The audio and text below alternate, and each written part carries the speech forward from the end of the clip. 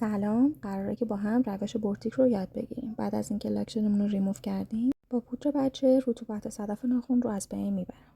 با کمک فرز شماره 22 اشکی الماسه مانیکورم رو انجام میدم و بعد کوتیکول ها رو کات میکنم.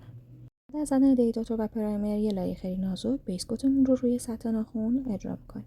60 ثانیه توی دستگاه خشک میشه و بعد با بیلدر ژل و یا هارد ژل لبه آزاد رو کادردهی میکنیم و با یووی انگشتی خشک میکنیم. همون موقع مجددا یه توپ از مواد توی ریشه قرار میدیم و به حالت یوشک به لبه آزاد هدایتش میکنیم.